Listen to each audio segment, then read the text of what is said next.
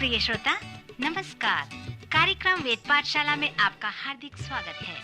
इस कार्यक्रम में हम परमेश्वर के वचन का विस्तार पूर्वक अध्ययन किया करते हैं, जो आपकी आत्मिक उन्नति के लिए लाभदायक सिद्ध होगा।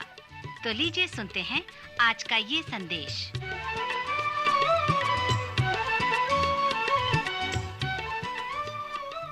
तुम पवित्र शास्त्र में ढूंढते हो क्योंकि समझते हो कि उसमें अनंत जीवन मिलता है, और यह वही है जो मेरी गवाही देता है। फिर भी तुम जीवन पाने के लिए मेरे पास नहीं आते। प्रिय श्रोता, वेद पाठशाला की अगली कक्षा में आपका स्वागत है। यह कक्षा संपूर्ण पवित्र शास्त्र के सर्वेक्षण का एक भाग है। इन दिनों में हम नए नियम में से चौथे सुसमाचार अर्थात यूहन्ना रचित सुसमाचार का अध्ययन कर रहे हैं, और मुझे बड़ी प्रसन्नता है इस अवसर के लिए कि हम परमेश्वर के वचन को खोलकर एक साथ अध्ययन कर रहे हैं। यूहन्ना रचित सुसमाचार के 5वें अध्याय में यीशु धार्मिक अगुवों के साथ इस प्रकार संवाद को प्रारंभ करते हैं। ये सभी संवाद 5वें, 6वें, 7वें और 8वें अध्याय में लिखे गए हैं। 5वें अध्याय के प्रारंभ में यीशु उस कुंड के पास एक व्यक्ति को चंगा करते हैं। यह एक अलौकिक चंगाई है, क्योंकि उस मनुष्य से कहा गया कि वह अपनी खाट उठाए और चलने फिरने लगे। वास्तव में वह उठकर दौड़ता हुआ मार्ग में होते हुए मंदिर के सामने गया। यह शब्द की विधि के विरुद्ध में था, क्योंकि उस दिन कोई बोझ नहीं उठा सकता था। परंतु यीशु ने जो कुछ भी उसे करने को कहा, उसने ऐसा ही किया। उसने स्पष्ट रूप से शब्द के नियम को तोड़ दिया। सो इस बात से धार्मिक अगुवे कुड़कुड़ाने लगे। वे उसे 38 वर्ष से उस कुंड के पास देख रहे थे। उन्होंने ये नहीं कहा कि देखो, वो 38 वर्ष का रोगी ठीक हो गया है और अब चल फिर रहा है, कितना अच्छा उसके जीवन में हुआ है। उन्होंने ऐसा नहीं कहा, परंतु वे उससे कहने लगे, अरे, तू शब्द के नियम को तोड़ रहा है। इससे पता चलता है कि वे आत्मा के नियम के कितने दूर थे। यीशु ने इस प्रकार से उसे चंगाई इसलिए दी क्योंकि वह धार्मिक अगुवों को और उन सच्चाइयों के विषय में उसे बताना चाहता था। प्रारंभ में तीनों सुसमाचार में यीशु ने हमें दृष्टांत व अपने प्रवचन द्वारा बताया है कि कैसे उसने चेलों से मित्रता की और उन्हें वचन सुनाया। इस चंगाई कार्य के बाद उसकी और अच्छी शिक्षा प्रारंभ होती है। यूहन्ना के 5वें, 6वें, 7वें और 8वें अध्याय को जब आप अध्ययन करते हैं तो उन संवादों को लिख लें जिसे यीशु ने धार्मिक अगुवों के साथ की थी। प्रत्येक बार उसने अपने विषय में बताया है। सो जब आप उनकी सूची तैयार करेंगे तब आप ये जानने पाएंगे कि इस सुसमाचार को लिखने में यूहन्ना का क्या उद्देश्य है और यीशु वास्तव में कौन है। प्रभु यीशु स्वयं बताएंगे कि वे कौन हैं। जब आप इन चारों सुसमाचारों को पढ़ना समाप्त करेंगे तो आप एक लंबे सूची को लिखकर तैयार भी करने पाएंगे। फिर C.S. लुईस के अनुसार यीशु आपके सामने 3 चुनाव को रखेंगे, अर्थात आप उसे झूठा कहेंगे, या फिर आप उसे पागल कहेंगे, या फिर आप मुंह के बल गिरकर उसकी उपासना करेंगे, उसे प्रभु कहेंगे। पर यीशु ने जो कुछ भी अपने विषय में कहा है, यदि वो ऐसा नहीं है तो आप ये नहीं कहेंगे कि वह अच्छा व्यक्ति है, अच्छा शिक्षक और महान अगुवा है।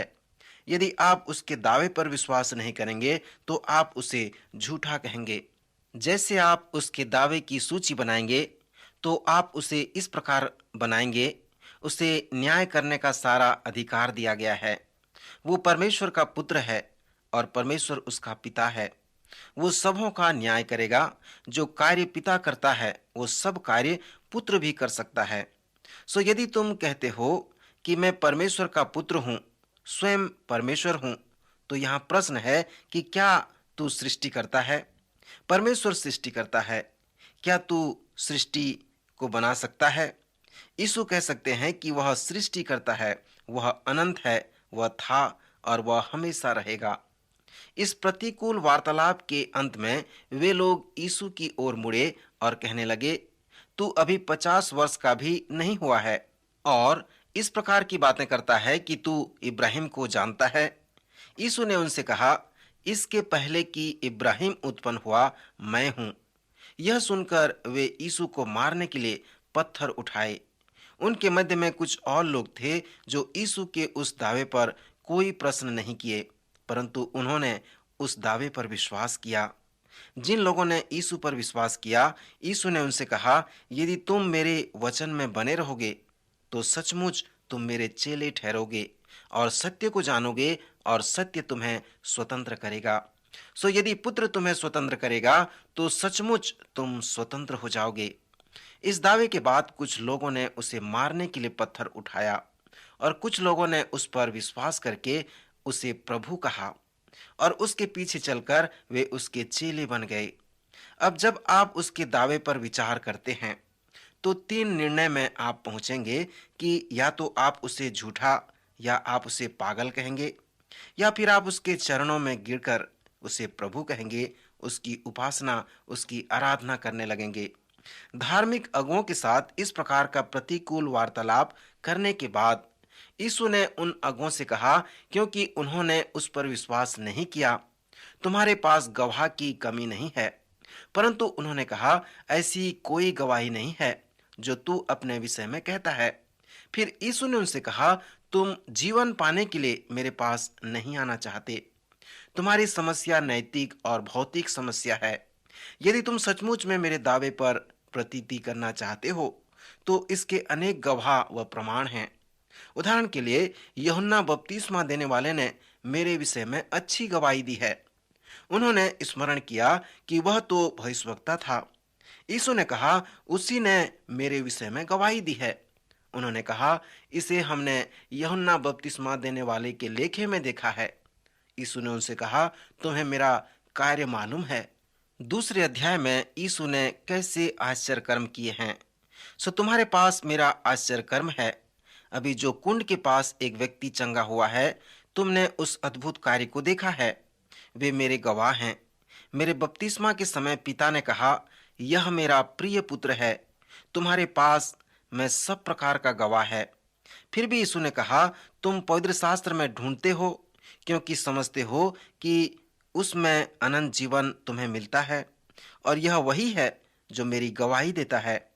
फिर भी तुम जीवन पाने के लिए मेरे पास आना नहीं चाहते। एक दूसरा अनुवाद इसे इस प्रकार वर्णन करता है, तुम पवित्र शास्त्र में ढूंढते हो क्योंकि समझते हो कि तुम्हें अनंत जीवन मिलता है, परंतु यह वचन मेरे विषय में ही गवाही देता है। पर फिर भी तुम मेरे पास आने के लिए अस्वीकार करते हो। सो यीशु ने उनसे कहा, तुम्हारे पास गवाह की कमी नहीं है, परंतु तुम मेरे पास आना नहीं चाहते और इसलिए नहीं आते हो।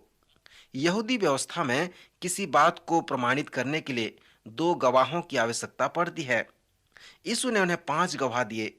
उसने उनसे कहा, यदि तुम गवाह चाहते हो तो अनेक गवाह हैं, परंतु तुम आना नहीं चाहते, इसलिए नहीं आते। उसने उनसे कहा, तुम जो एक दूसरे से आदर चाहते हो और वह आदर जो अद्वैत परमेश्वर की ओर से है उसे नहीं चाहते, किस प्रकार विश्वास कर सकते हो? तुम्हें यह भी चिंता नहीं कि तुम जो ये करते हो उसमें परमेश्वर कैसा अनुभव करता है। तुम परमेश्वर को प्रसन्न नहीं करना चाहते। श्रोता, इस 5वें अध्याय में यूहन्ना ने सचमुच में उस प्रश्न का उत्तर दिया है कि यीशु कौन है। इसके साथ साथ उसने अन्य प्रश्नों का भी उत्तर दिया है। फिर जो प्रश्न है कि विश्वास क्या है, उसका भी यहाँ पर हमें उत्तर दिया गया है। यहाँ पर विश्वास नैतिक और सांकल्पिक है। फिर 5वें अध्याय में जीवन क्या है, इस प्रश्न का उत्तर हमें वहां वापस ले चलता है जहां वो व्यक्ति जो कुंड के पास चंगा हुआ था। श्रोता, जीवन चंगाई पाना है, जीवन नया जन्म पाना है, जीवन यीशु के पास आना है, उससे संबंध स्थापित करना है, उसका आदर करना है। सो 5वें अध्याय में उन प्रश्नों के उत्तर इसी प्रकार के हैं। फिर जैसे आप 6वें अध्याय में आते हैं तो यहाँ भी आश्चर्य कर्म के विषय में आप देख सकते हैं। यीशु 5000 लोगों को भोजन कराते हैं। इसे हमने पहले भी देख लिया था, जो विस्तृत रूप से नहीं देखेंगे। यहाँ पर यीशु जीवन की रोटी हैं। 4थे अध्याय में यीशु ने कहा कि वे जीवन के जल हैं। यहाँ पर मनुष्य के मुख्य प्यास के विषय में बताया गया है। यीशु ने कहा, मैं वो जीवन का जल हूं जो तुम्हारे प्यास को हमेशा के लिए बुझा सकता हूं। यद्यपि वो यहाँ पर नए जन्म और अनंत जीवन के विषय में बातें करता है।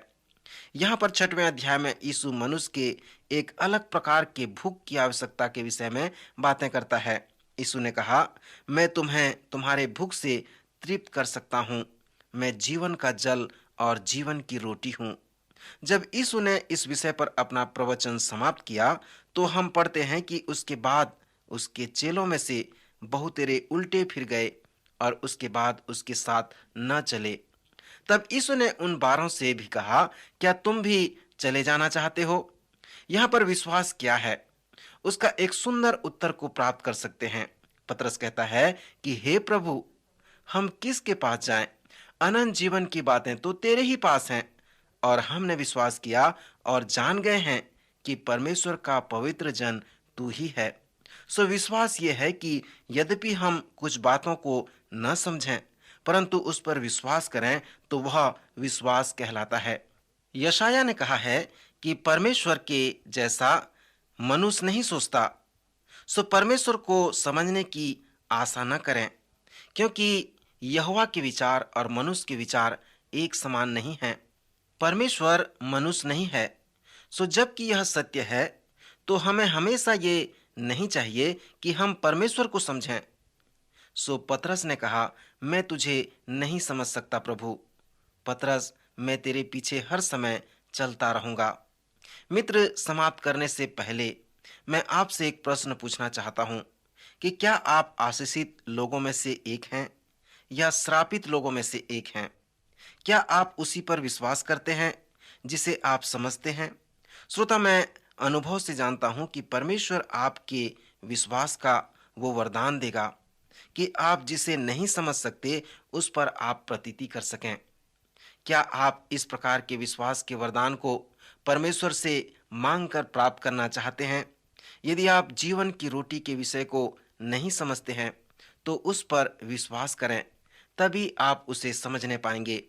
यहाँ पर पतरस विश्वास के महत्वपूर्ण आयाम के विषय में वर्णन करता है।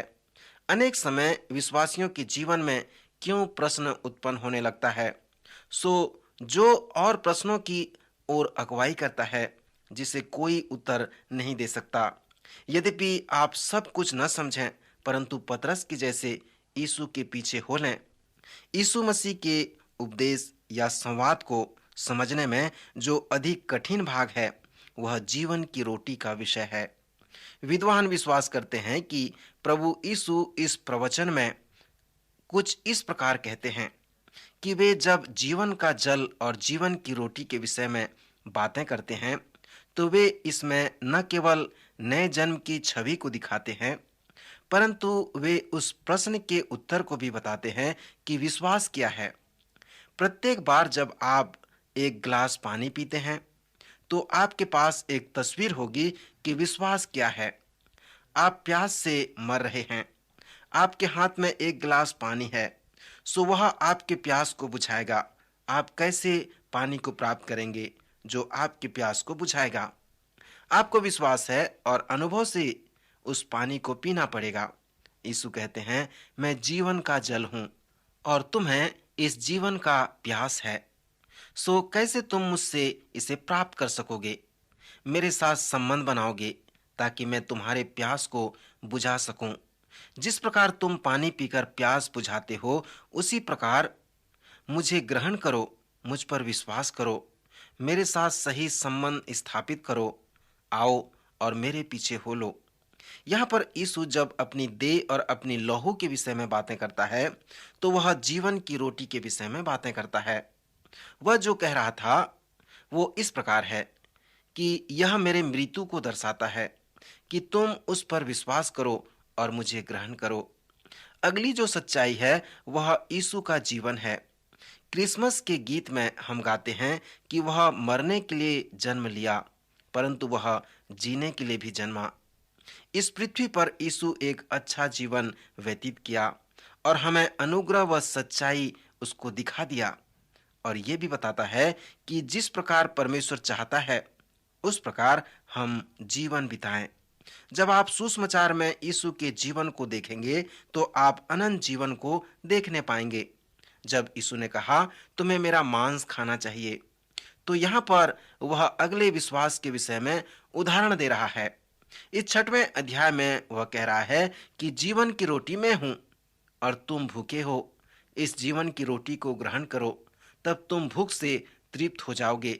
इस पृथ्वी पर मैं जो 33 वर्ष का जीवन व्यतीत कर रहा हूं, वो आपको बताएगा कि आप अपने जीवन के भूख को कैसे तृप्त कर सकते हो। मेरा जीवन तुम्हें बताएगा कि परमेश्वर तुम्हारे जीवन में किस प्रकार के प्रेम को चाहता है। तुम्हें सही रूप से मेरे जीवन का अनुकरण करना है। तुम्हें चाहिए कि तुम मेरा मांस खाओ और तुम मेरा लहू पियो। यदि तुम नहीं खाते और नहीं पीते तो तुम में जीवन नहीं। सो जो मेरा मांस खाता और मेरा लहू पीता है, अनंत जीवन उसी का है। विद्वानों के अनुसार इसका अर्थ यही है। जब यीशु ने जीवन की रोटी का उपदेश दिया, तब उसे पतरस नहीं समझ सका। उसके अन्य चेले भी उसे नहीं समझ सके और उल्टे फिरकर चले गए। उसके बाद उसके साथ वे न चले, क्योंकि उनकी जो विश्वास की प्रतिज्ञा थी वो इस प्रकार थी कि मैं उसी पर विश्वास करता हूँ जिसे मैं समझता हूँ। मैं विश्वास करता हूँ कि पतरस के पास विश्वास का वरदान था, क्योंकि पतरस ने कहा मैं नहीं समझता हूँ, फिर भी मैं विश्वास करता हूँ। कुछ ऐसे समय हैं जहां हमें विश्वास के पुल को बनाना पड़ता है। यहाँ पर हम नहीं समझ पाते, वहां पर हमें विश्वास का पुल बनाना पड़ता है। कभी कभी हम प्रकाश को देखकर चलते हैं, परंतु कभी कभी हम अंधेरे में विश्वास के साथ चलते हैं। यूहन्ना का 6वां अध्याय, यद्यपि यह जीवन की रोटी का प्रवचन कहलाता है, परंतु प्राथमिक रूप से यह रोटी का विषय नहीं है, परंतु यह उसके कार्य का विषय है। जीवन की रोटी के संदर्भ पर ध्यान करें। यीशु उनके कार्य के विषय में प्रतिकूल उपदेश उन्हें देते हैं। उनसे उसने कहा तुम्हारा कार्य अर्थपूर्ण नहीं है, तुम नाशमान भोजन के लिए परिश्रम करते हो। तब उन्होंने कहा कि अर्थपूर्ण कार्य क्या है, परमेश्वर का कार्य क्या है। यीशु ने उन्हें उत्तर दिया कि परमेश्वर का कार्य यह है कि तुम उस पर जिसे उसने भेजा है प्रतीति करो और मुझ पर विश्वास करो। तब मैं तुम्हें बताऊंगा कि अर्थपूर्ण कार्य क्या है। तब उन्होंने कहा कि तू कौन सा चिन्ह दिखाता है कि हम उसे देखकर तेरी प्रतीति करें। उसने उन्हें अपने कार्य के विषय में बताया कि मैं इस पृथ्वी पर जाता हूँ और जब पिता परमेश्वर मुझे वचन कहने के लिए कहता है तभी मैं कहता हूँ, और जो वह मुझसे कहता है वही मैं कहता हूँ। कुछ लोग इन वचनों को सुनकर आनंदित होते हैं और कुछ लोग सुनते ही नहीं। सो जब मैं पिता के वचन को बोलता हूँ, तब लोग सुनकर पवित्र आत्मा की सामर्थ्य से पिता के पास आते हैं। सो उनमें जीवन होता है। जब ये लोग परमेश्वर के वचन को सुनते हैं तो वे परमेश्वर के पास आते हैं, और संपूर्ण दिन भर यही कार्य मैं करता हूँ। यह संभव है कि परमेश्वर अपने कार्य को करने के लिए कुछ लोगों को अपना साधन बनाता है। उसका कार्य अर्थपूर्ण है और वही लोग उसके कार्य को पूरा करते हैं जो उसके द्वारा नियुक्त हैं। क्योंकि आप उस पर विश्वास करते हैं, इसलिए आप जिस स्थान पर हैं आप उसके कार्य को करते हैं। परमेश्वर नहीं चाहता कि सब लोग प्रचारक या उपदेशक बने, परंतु वह हमसे चाहता है कि आवश्यकता कहाँ है। वह हमें कायल करता है कि हम बाहर जाएं और उन लोगों के मध्य में रहें जहां लोगों को अनंत जीवन की आवश्यकता है, यीशु पर विश्वास लाने की आवश्यकता है। सो यही है वो अर्थपूर्ण कार्य जिसके विषय में यीशु ने हमें बताया है। किसी ने इस प्रकार लिखा है कि मेरे सांत्वना वर्ष तक राजनीतिक जीवन में मैंने ये जानना चाहा कि मैंने कौन कौन सा अर्थपूर्ण कार्य किया, परंतु मुझे पता चला कि मैंने कुछ भी अर्थपूर्ण कार्य न कर सका। श्रोता मित्र, जब यीशु हमें बचाने के लिए आया तो वह हमें विभिन्न प्रकार से बचाने के लिए आया, और उसमें से एक है कि वह हमें अर्थहीन कार्य से बचाने के लिए आया।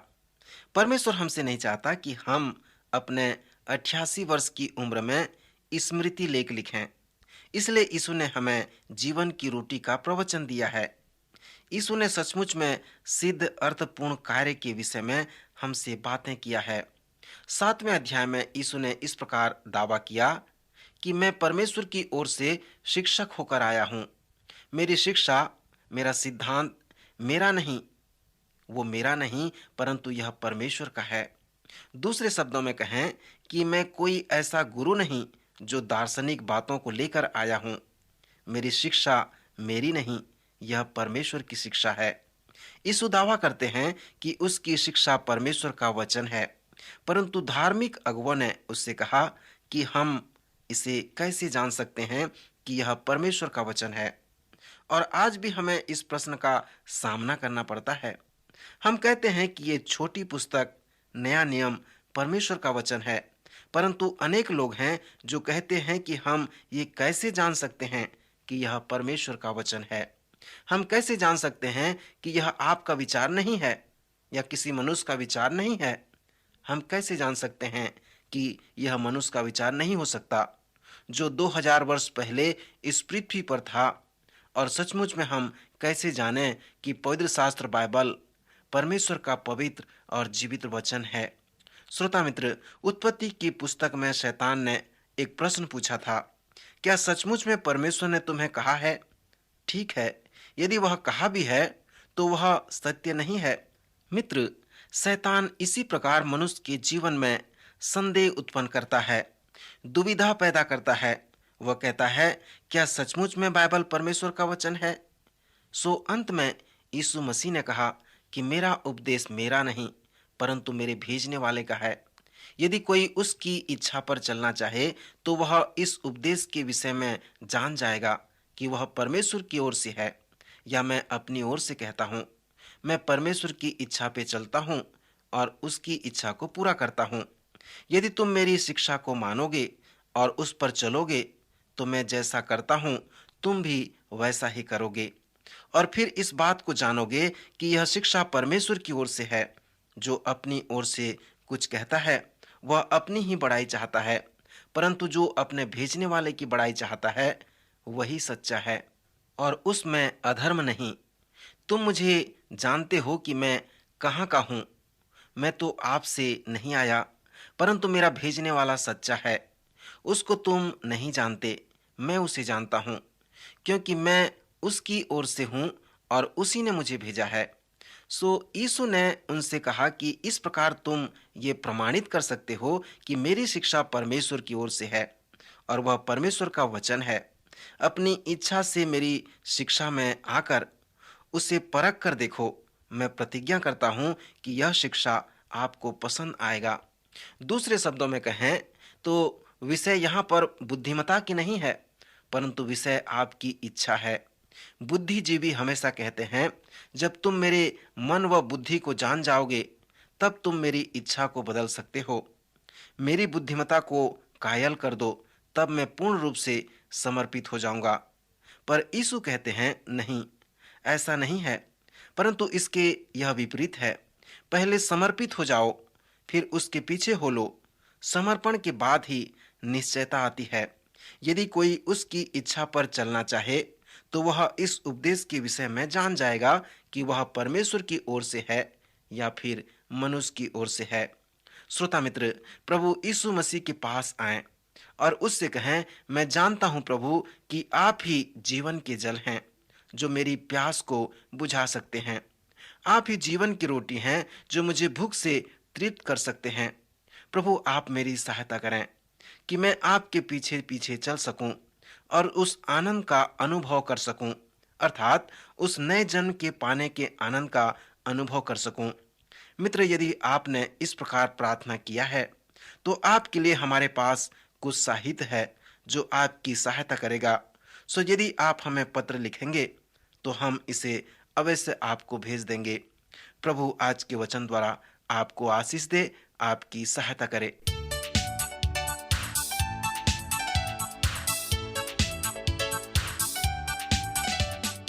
आज का कार्यक्रम सुनने के लिए हम आपको धन्यवाद देते हैं। श्रोताओ, आत्मिक विषय से संबंधित कोई सवाल आपके मन में है तो आप अपने सवालों का जवाब इस पते पर प्राप्त कर सकते हैं। हमारा पता है कार्यक्रम Ved Pathshala, radio Vishwavani, post box number 317, Lucknow 226001, Uttar Pradesh. पता एक बार फिर सुन लीजिए। कार्यक्रम Ved Pathshala, radio Vishwavani, post box number 317, Lucknow 226001, Uttar Pradesh. और हाँ श्रोता, आप हमसे ईमेल के द्वारा भी संपर्क कर सकते हैं। हमारी ईमेल आईडी है hindiembassy@radio.vv.org, hindiembassy@radio.vv.org। अब हमारे कार्यक्रम का समय यहीं पर समाप्त होता है। अगले कार्यक्रम में आपसे फिर भेंट होगी। तब तक के लिए हमें आज्ञा दीजिए। नमस्कार।